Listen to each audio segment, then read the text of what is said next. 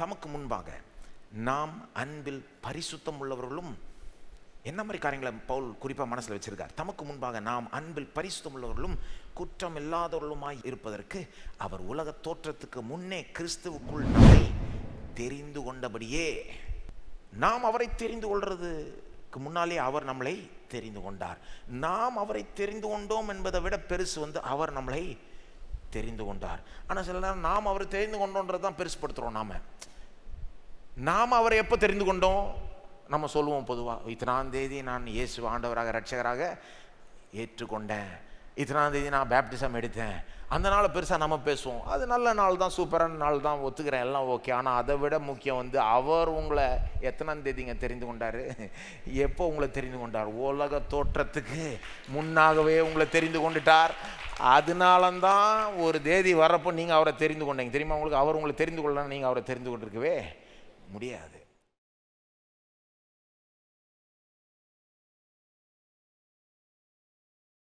சரி, அடுத்தது 5:6.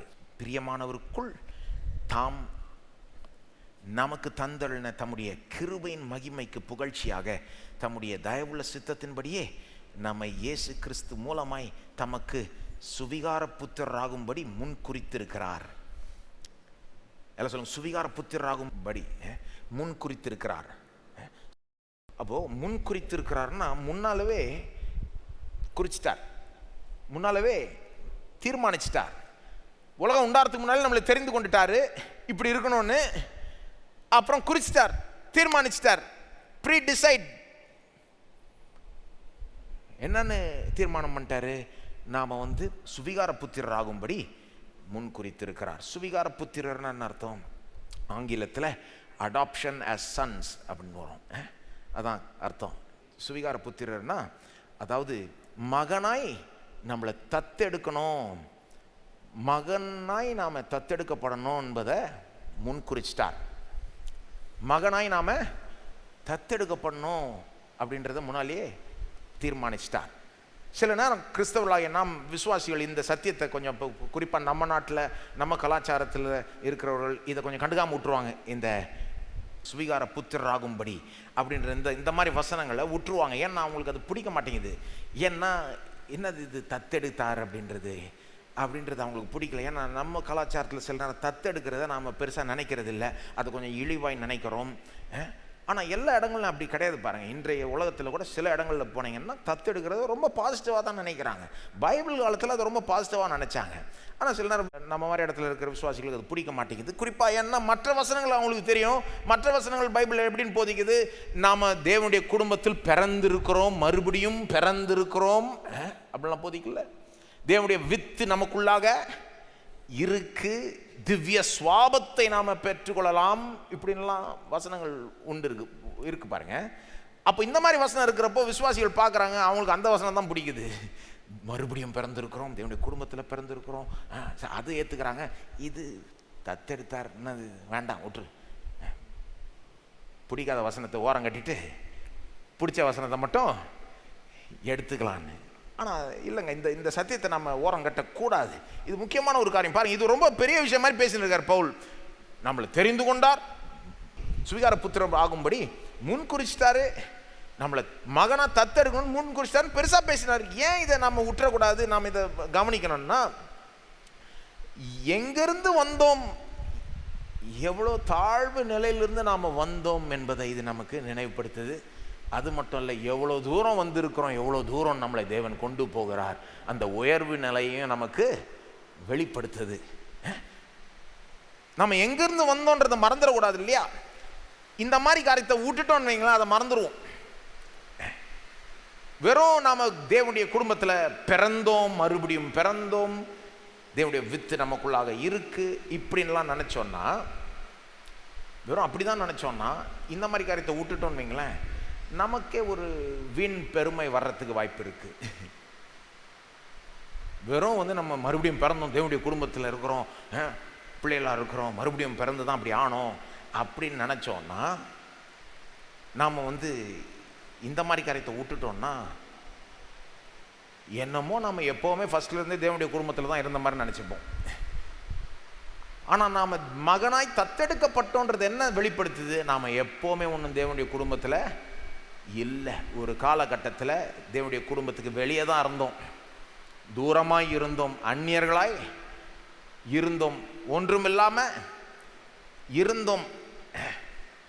எப்போவுமே ஒன்றும் நம்ம அப்படியே ஃபஸ்ட் டேலேருந்தே தேவனுடைய குடும்பத்தில் தான் இருந்தோமா? கிடையாது. யாரோ இருந்தோம், வேற ஒரு குடும்பத்தை சேர்ந்து இருந்தோம்.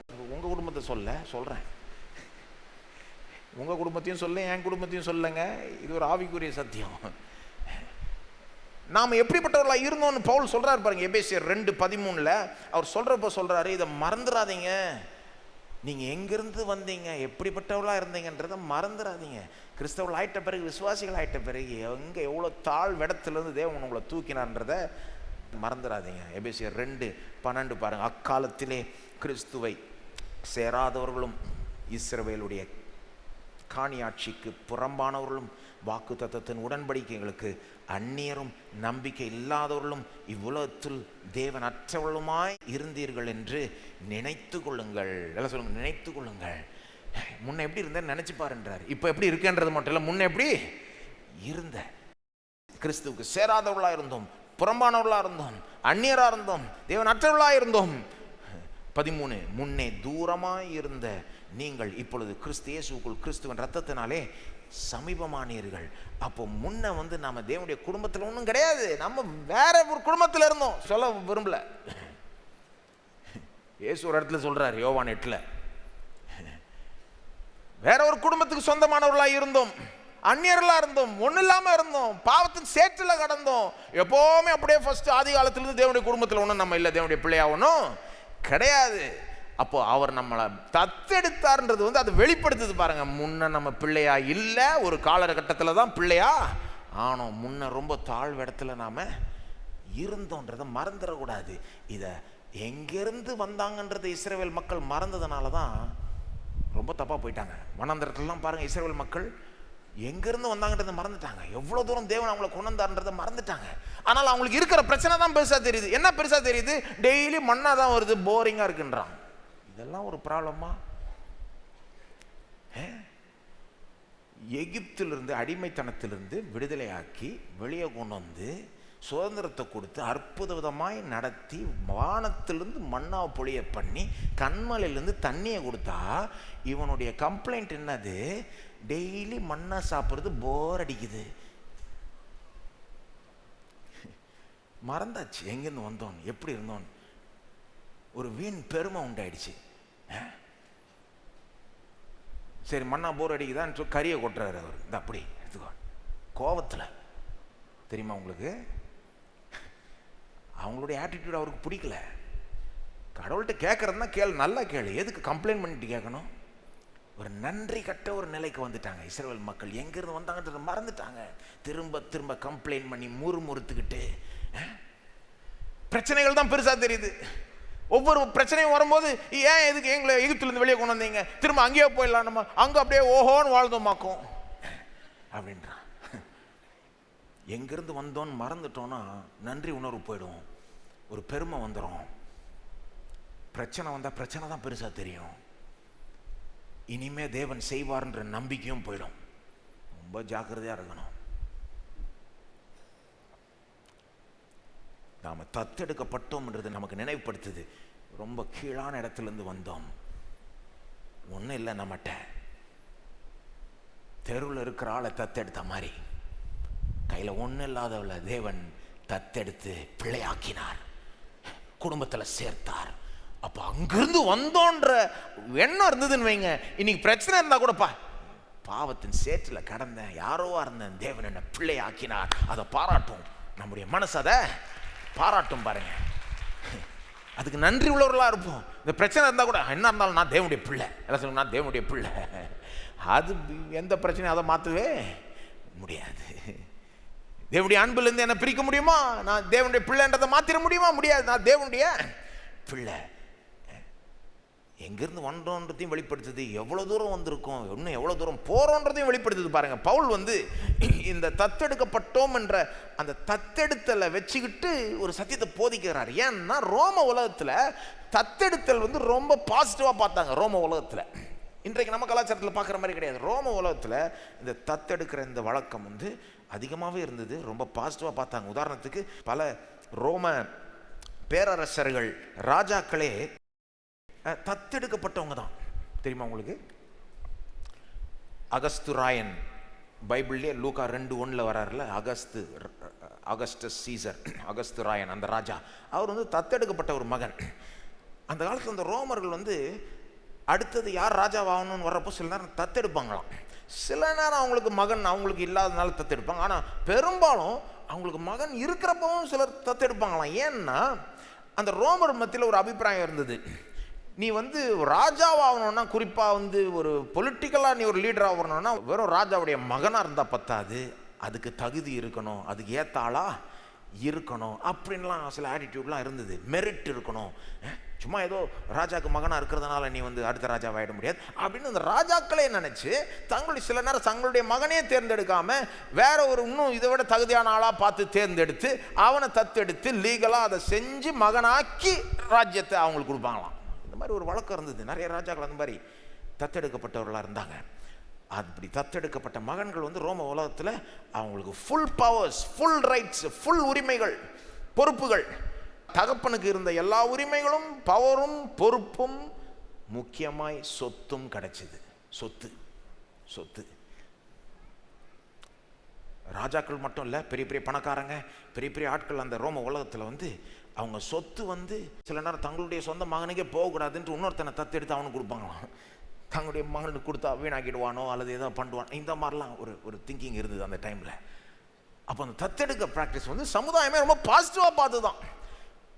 சரியான ஆளுக்கு சொத்து போய் சேரணும், தகுதி உள்ள ஆளுக்கு போய் சொத்து போய் சேரணுன்றதுக்காக தத்தெடுத்து அவனை லீகலாக மகனாக்கி சொத்தை கொடுத்து இது பண்ணுவாங்க. அதனால தான் பவுல் வந்து அதை ரொம்ப பெருசுப்படுத்துறாருன்றாங்க. அப்படிப்பட்ட உலகத்தில் அவர் ஊழியம் செஞ்சதுனால அதை வச்சுக்கிட்டு ஒரு பெரிய சத்தியத்தை அவர் சொல்ல வர்றாரு. அவர் என்ன சொல்ல வர்றாரு? நம்ம ரொம்ப தாழ்விடத்திலிருந்து வந்தோன்றது மட்டும் இல்லை, தேவன் நமக்கு ஒரு பெரிய சொத்தை தருகிறார், அவர் ஒரு பெரிய சுதந்திரத்தை நமக்கு தருகிறார் அப்படின்னு சொல்றதுக்கு இந்த ஒரு இதை எடுக்கிறாருன்றாங்க. நம்மளை பிள்ளையாக்கி, நம்முடைய ஸ்தானத்தை மாற்றி, நம்முடைய நிலையை மாற்றி, நம்முடைய அந்தஸ்தை மாற்றி நமக்கு ஒரு பெரிய சொத்து கிடைக்க பண்ணுகிறார் அப்படின்றத சொல்றதை இந்த ஒரு உருவக படத்தை வச்சு அவர் சொல்றார். மகனாய் தத்தெடுக்கப்பட்டோம். அப்போ இந்த தத்தெடுத்தல் என்பதை தேவன் நமக்கு செஞ்சிருக்கிறான்றதை கவனியுங்கள். ரோமர்கள் செஞ்சதுக்கும் தேவன் நமக்கு செஞ்சதுக்கும் ஒரு பெரிய வித்தியாசம் என்னன்னா, ரோம உலகத்தில் தகுதியானவர்களை தத்தெடுத்தாங்க, தேவன் வந்து தகுதி இல்லாதவர்களை தத்தெடுத்துட்டார், தலையில பண்றார். தகுதி இல்லாத போதிலும் நம்மளை பிள்ளைகளாய் ஆக்கிட்டார். நீ முதல்ல உன்னை நிரூபிச்சு காமி, அப்ப நான் பிள்ளை ஆக்குறேன்னு சொல்லாம பிள்ளை ஆக்கிட்டு வா உன்னோட நான் ஒர்க் பண்றேன்றாரு. பிள்ளை ஆக்குறதுக்கு முன்னாலே நம்மளை தெரிந்து கொண்டார், உலகம் உண்டாகிறதுக்கு முன்னாலேயே. அப்புறம் நாம தத்தெடுக்கப்படணும்னு முன் குறிச்சிட்டார், முடிவு பண்ணிட்டாரு. அப்புறம் ஒரு காலத்தில் நாம் இயேசுவை என்னை ஏற்றுக்கொள்கிறோமோ அந்த நாளில் நம்மளை மகனாய் ஏற்றுக்கொள்கிறார், மகளாய் ஏற்றுக்கொள்கிறார், பிள்ளையாய் ஆக்கி விட்டார். இயேசுவை நம்புகிற எல்லாருமே தேவனுடைய பிள்ளை ஆகக்கூடிய உரிமையை தேவன் கொடுத்து விட்டார் என்று யோவான் 1:12-13 சொல்லுகிறது. தேவனுடைய கிருபை இதில் விளங்குது பாருங்க. இயேசு கிறிஸ்துவின் மூலமாக தான் இது நடக்குது. தம்முடைய தயவுள்ள சித்தத்தின்படியே நடக்குதுன்னு இந்த வசனங்கள் சொல்லுது. தம்முடைய கிருபையின் மகிமைக்கு புகழ்ச்சியாக நடக்குது. கிருபையின் மகிமை ஓவர், அதை வெளிப்படுத்துது இந்த தத்தெடுத்தல். ஏற்கனவே நம்ம தத்தெடுக்கப்பட்டோம். இந்த தத்தெடுத்தல் தொடர்ந்து நமக்குள்ள வேலை செஞ்சுக்கிட்டு இருக்கு. ஒரு நாள் வரப்போது இது ஒரு உச்சகட்டமாக போய் முடிய போகுது. கடந்த காலம், நிகழ்காலம், வருங்காலம், இதை பேசலாம் குயிக்கா. அதான் ஏற்கனவே நம்ம தேவனுடைய மகன் ஆயிட்டோம். இன்னும் போக போக அதிகமாக தேவனுடைய மகன் ஆகுறோம். ஒரு நாள் சூப்பராக தேவனுடைய மகனாய் விளங்குவோம். நாங்கள் மகனே சொல்லிட்டு இருக்கீங்க, மகள் என்ன நாங்கள் அப்போன்னு நீங்கள் யோசிக்கலாம். அதனால் நான் கொஞ்சம் தெளிவுபடுத்த வேண்டியதாக இருக்குது. பவுல் வந்து சுவிகார புத்திரர் அப்படின்றாரு, வெறும் அந்த மகன்ற மாதிரி சொல்கிறாரு. அப்போ சிலர் இதை வச்சுக்கிட்டு பார்த்தீங்களா, பைபிள் பார்த்தீங்களா, பெண்கள்லாம் கண்டுக்காது அப்படின்வாங்க. அப்படி கிடையாது. சரி, அந்த காலத்தில் மகன்களை தான், ரோம உலகத்தில் மகன்களை தான் பெருசாக தத்தெடுப்பாங்க. ரொம்ப அபூர்வமாக தான் பெண்கள் தத்தெடுப்பாங்களாம். ஏன்னா நான் இப்போ தான் சொன்னேன், அந்த காலத்தில் தத்தெடுக்கிறதுனுடைய நோக்கம் என்னது? சொத்து வந்து அவங்க விரும்புகிற ஆளுக்கு போகணும், ராஜ்யம் அவங்க விரும்புகிற ஆளுக்கு போகணும். அப்போ இந்த சொத்து ராஜ்யம் வர்றப்போ ஒரு ஆணை தான் தேர்ந்தெடுப்பாங்க. அதுக்கு அந்த காலத்தில் குடும்ப சொத்தை பிரிக்கிறப்போ மகன்களுக்கு தான் அதிகமாக போகும், பெண்களுக்கு அதிகமாக போகாது, அதே அளவு போகாது. அது சரின்னு பைபிளும் சொல்லலை, நானும் சொல்லலை, அப்படி தான் இருந்தது அன்றைக்கி வழக்கம். அந்த காலத்தில் பவுல் ஊழியம் பண்ணுறாரு. அப்போ அந்த காலத்தில் போயிட்டு மகன்கள் மகள்களாக தத்தெடுக்கப்பட்டோன்னு தான் யாருக்கும் புரியாது, என்ன அவர் பேசுகிறாருன்னு. அந்த காலத்துக்கு புரிகிற மாதிரி தான் அவர் சொல்ல முடியும் பாருங்க. அந்த காலத்துக்கு புரிகிற மாதிரி மொழியில் தானே எழுதுனாங்க பைபிளை, கிரேக்க மொழியில். இல்லை இந்த காலத்தில் தமிழில் நம்ம சென்னை தமிழில் எழுதுனாங்களா? யோசித்துக்கெல்லாம் கொஞ்சம் காமன் சென்ஸ் இதெல்லாம் கொஞ்சம் யோசித்து பார்க்கணும். இப்போ அந்த காலத்துக்குள்ள புரிகிற மாதிரி எழுதுறாங்க. அந்த காலத்தில் மகன்களாய் தத்தெடுக்கிறதுனா அதுக்கு ஒரு வேல்யூ இருக்குது. அந்த மகனுக்கு சொத்து போய் சேருது. அப்போ பவுலினுடைய பாயிண்ட் வந்து ஒரு புரட்சிகரமான பாயிண்ட். பவுல் என்ன சொல்ல வர்றாருன்னா, அந்த காலத்தில் எப்படி மகன்களுக்கு தான் சொத்து போச்சோ, ஒரு சாதாரணவனாக இருக்கலாம், ஆனால் அவன் தத்தெடுக்கப்பட்ட மகனாக இருந்தால் அவனுக்கு எல்லா சொத்து உரிமையும் கிடைச்சிருச்சோ, தேவன் வந்து என்ன பண்றாரு, எல்லா விசுவாசிகளுக்கும் சொத்து போகும்படி அவர்களை தத்தெடுக்கிறார். மகன்கள் என்ற ஸ்தானத்தில் எல்லா விசுவாசிகளையும் நிறுத்துகிறார். எல்லா விசுவாசிகள் ஆணோ பெண்ணோ எல்லாருக்கும் மகன் என்ற ஸ்தானத்தை கொடுக்கிறாரு. சொத்துன்னு வர்றப்போ அதுதான் சொல்ல வர்றாரு பவுல். ஆண்களை வேற மாதிரி ட்ரீட் பண்ணுறாரு, பெண்களை வேற மாதிரி ட்ரீட் பண்ணுறாருன்னு கிடையாது. அந்த உலகம் அப்படி ட்ரீட் பண்ணிச்சு. ஆனால் தேவன் வந்து ஆண்களோ பெண்களோ எல்லா விசுவாசிகளையும் மகன்களை தத்தெடுக்கிறாருன்னா என்ன சொல்ல வர்றாரு, எல்லா விசுவாசிகளுக்கும் அந்த சொத்து உரிமையை தருகிறார். அப்போ ஆக்சுவலாக இது ரொம்ப புரட்சிகரமான ஒரு பாயிண்ட்டு. 2000 வருஷம் முன்னால் பெண்கள் உரிமையெல்லாம் பெருசாக இல்லாதப்போ பவுல் சொல்கிறாரு, எல்லா விசுவாசிகளும் மகன்களாய் தத்தெடுக்கப்பட்டாங்க. எல்லாரையும் தேவன் அப்படி ஒரு அந்தஸ்தோட பார்க்குறாரு, அப்படி ஒரு எல்லாருக்கும் சொத்தை கொடுக்குறார். இப்போ ஏற்கனவே மகனாயிட்டோம், போக போக மகன் ஆகிறோம், ஒரு நாள் சூப்பராக மகனாய் விளங்குவோம். அது கொஞ்சம் விளக்கிடுறேன். ஏற்கனவே மகனாயிட்டோம்னா ஏற்கனவே நாம் தேவனுடைய பிள்ளைகளாக இருக்கிறோம், நம்புறீங்க இல்லையா? ஏற்கனவே நமக்கு இந்த ஸ்தானம் கொடுக்கப்பட்டது, இந்த அந்தஸ்து கொடுக்கப்பட்டது, அவர் அண்டை பிரவேசிக்கும் ஒரு ஸ்லாக்கியம் கொடுக்கப்பட்டது. இதெல்லாம் ஏற்கனவே நம்ம என்ஜாய் பண்ணுறீங்களா? நீங்கள் தேவனை பார்த்து அப்பா பிதாவேன்னு சொல்ல முடியுதா உங்களுக்கு? பவுல் சொல்கிறார் ரோமர் 8:15, புத்திர சுவிகாரத்தின் ஆவியை நாம் பெற்று அப்பா பிதாவேன்னு அந்த ஆவி நம்மளை கூப்பிட பண்ணுதான். பரிசுத்த ஆவியானவர் நமக்குள்ளாக இருந்துக்கிட்டு என்னன்னு பண்ணுறாரு, அப்பா பிதாவே. பிரச்சனை நேரத்தில் அப்பாவே தகப்பனேன்னு சொல்ல முடியுதா கடவுளை பார்த்து உங்களால்? என்னங்க அப்படின்னா நீங்கள் அவருடைய பிள்ளை. அது வந்து ஒரு நல்ல ஒரு கன்ஃபர்மேஷன் இல்லையா? நல்ல ஒரு உறுதி உங்களுக்கு கொடுக்கும் பாருங்க. நீங்கள் ஏற்கனவே பிள்ளையாக இருக்கிறீங்க, எப்போ வேணால் தேவன்கிட்ட போகலாம், நீங்கள் என்ன வேணால் கேட்கலாம். அவர் உங்களுக்கு எப்போவுமே இருக்கிறார். அவர் உங்களை ஒரு வேலைக்காரனாக பார்க்கல, ஒரு எம்ப்ளாயியாக பார்க்கல, ஒரு அடிமையாக பார்க்கல, அவர் உங்களை பிள்ளையாக பார்க்குறார். எல்லாம் சொல்லுங்க, நான் தேவனுடைய பிள்ளை. அதான் யோவான் சொல்கிறார், 1 யோவான் 3:1, நாம் தேவனுடைய பிள்ளைகள் என்று நம்மளை அழைத்து நமக்கு எவ்வளோ அன்பை பாராட்டி இருக்கிறார் தேவன்.